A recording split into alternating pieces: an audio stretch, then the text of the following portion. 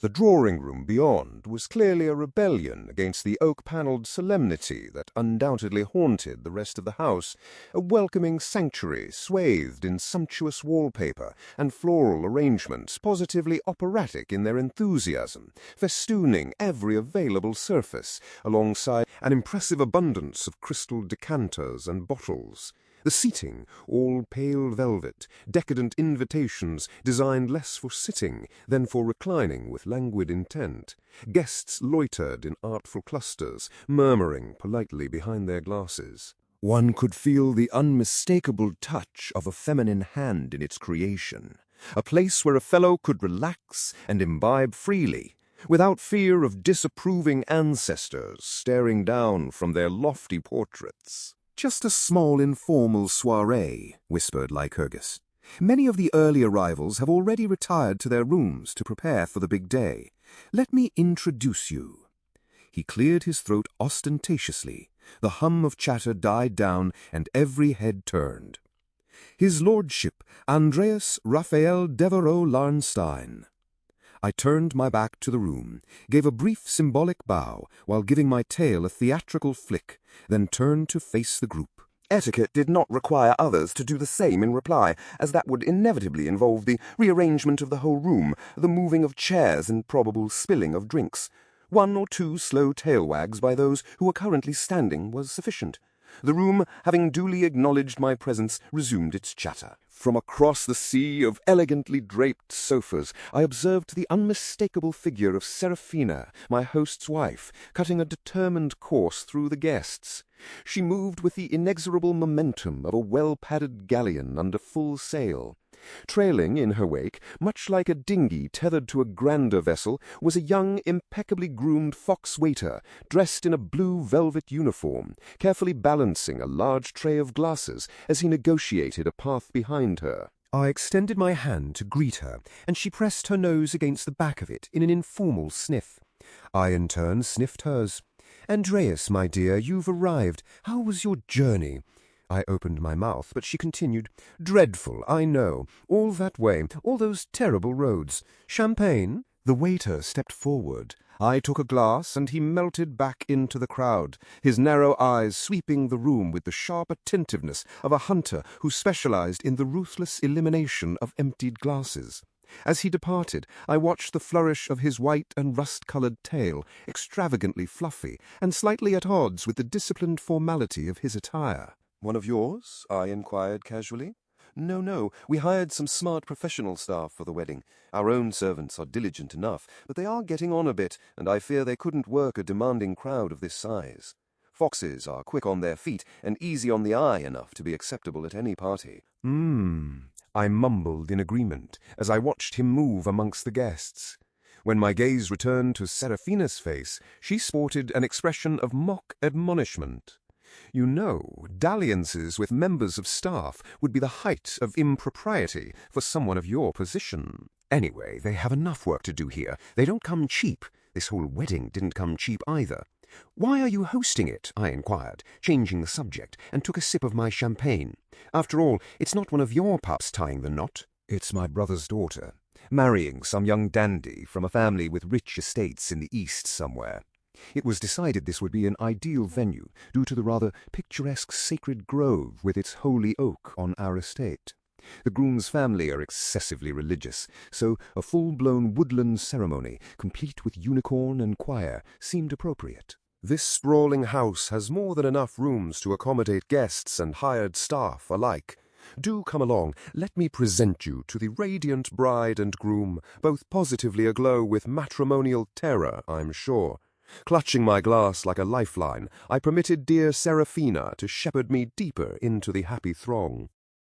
We approached what appeared, at first glance, to be a rare migration of brocaded peacocks, an opulent cluster of voluminous evening gowns draped carelessly over several unfortunate sofas that I dare say were bearing the weight of generations of fashion missteps. This shimmering congregation turned out to be the bride's party.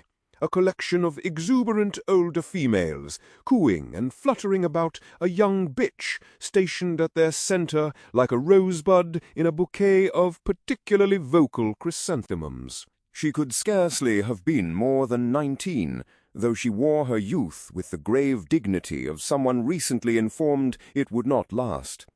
Her dress was a study in understatement, simple, elegant, and in glaring opposition to the more enthusiastic explosions of lace worn by her female entourage, who clearly believed that if one ruffle was good, 17 must be better. Before we entered the fray, I leaned toward Seraphina and muttered, "Is it Cupid's arrow or a well-aimed financial merger?"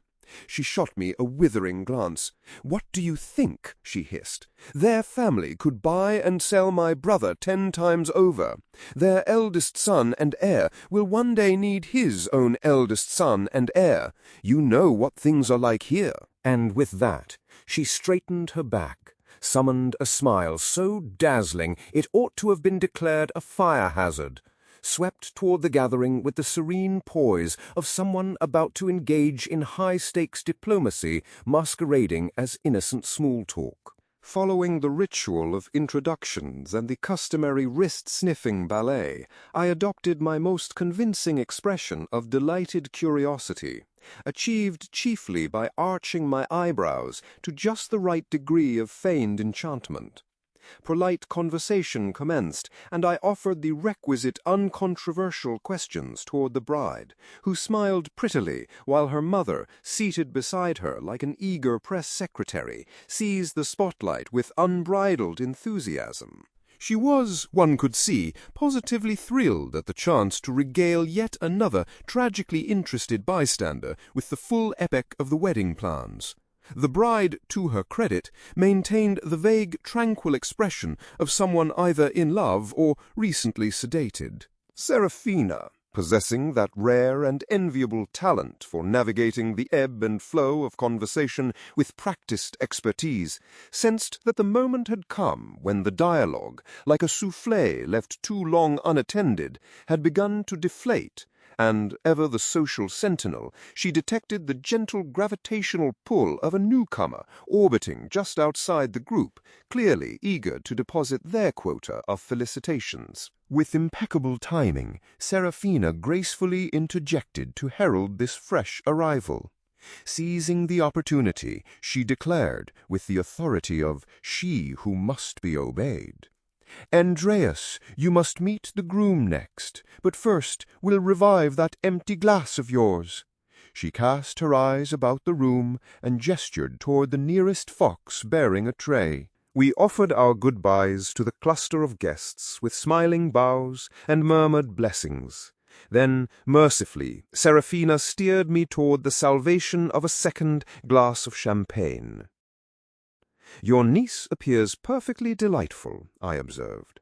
"But do tell me, what, pray, does she gain from this negotiated arrangement?" "Why, quite the prize, if I may say so.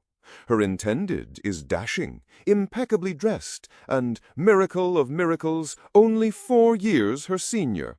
"How splendid," I murmured. "And the usual skeletons? Are they locked neatly away?" Discreet enquiries report no mistresses lurking in the hedgerows, no mysterious prodigy to spring from the shadows in a decade or two demanding surnames and inheritances, so no illegitimate heirs to disturb the family tree. How refreshingly rare. And quite fortunate. The family are religious, aren't they? Did they keep the poor thing under lock and key in a high tower? Not at all. No need for... He's always been a diligent student, and when not buried in books, he rides horses, I'm told. A classical education and equestrian pursuits, I nodded. 2 noble callings.